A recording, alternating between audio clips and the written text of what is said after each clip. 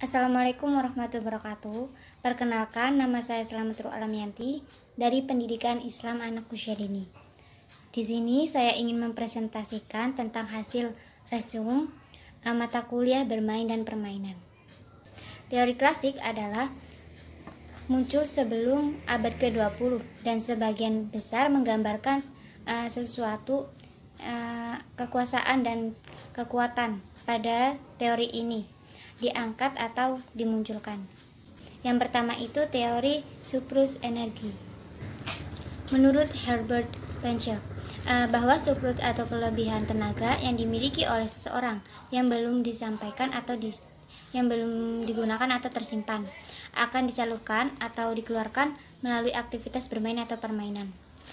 Surplus atau kelebihan dalam teori ini meliputi kelebihan energi, kelebihan kekuatan hidup, dan kelebihan emosi dan vitalis.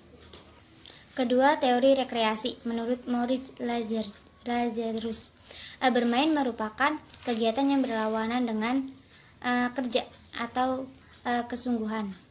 Bermain merupakan keseimbangan antara kerja dan istirahat. Selanjutnya ada teori rekapitulasi menurut G. Starley Hall. Permainan merupakan simpulan dari masa lalu. Keempat, dari teori klasik ada teori praktis atau insting.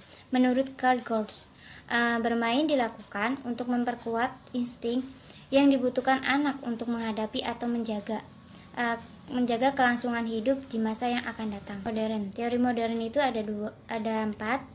Yang pertama itu ada teori kognitif Jean-Piaget.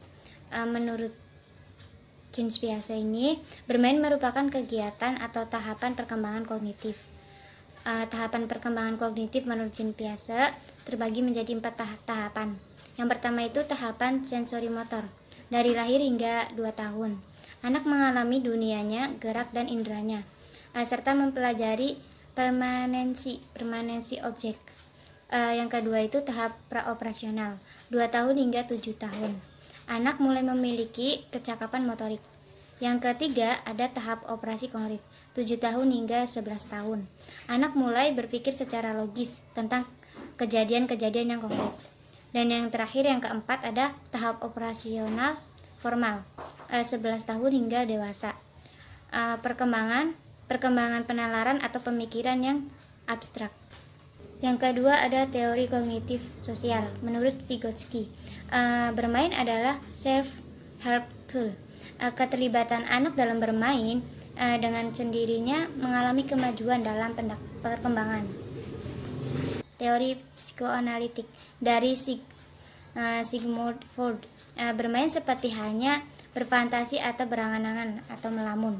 Melalui bermain atau berangan-angan, anak dapat memproyeksikan harapannya atau maupun konflik pribadinya.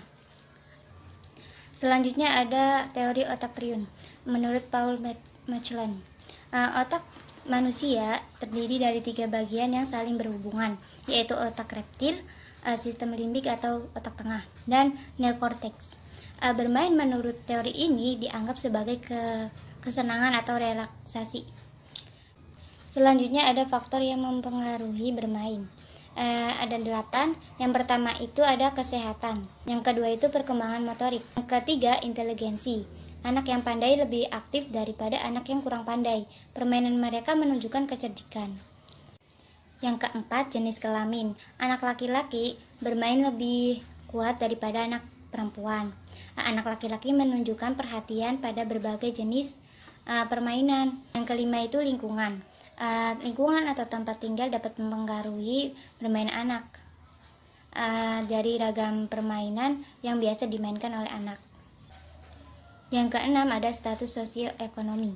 Sosioekonomi akan mempengaruhi jenis kegiatan bermain anak dan peralatan yang digunakan oleh anak.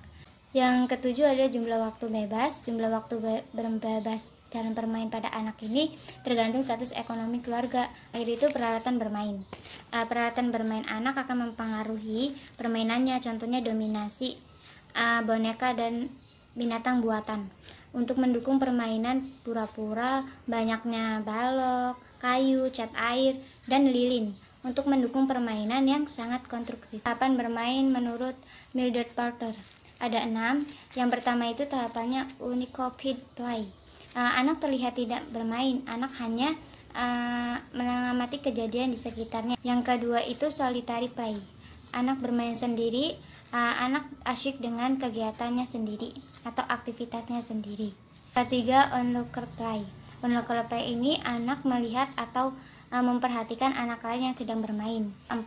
Parallel play. Parallel play ini anak bermain terpisah dengan teman-temannya, namun menggunakan jenis permainan yang sama. Ada associative play. Associative play ini anak terlibat dalam interaksi sosial dengan sedikit atau bahkan tanpa peraturan. Dan yang terakhir, tahapan cooperative play. Anak memiliki interaksi sosial yang secara teratur. Mungkin cukup sekian yang bisa saya sampaikan. Mohon maaf bila ada kesalahan kata. Wabillahi taufiq walhidayah. Wassalamualaikum warahmatullahi wabarakatuh.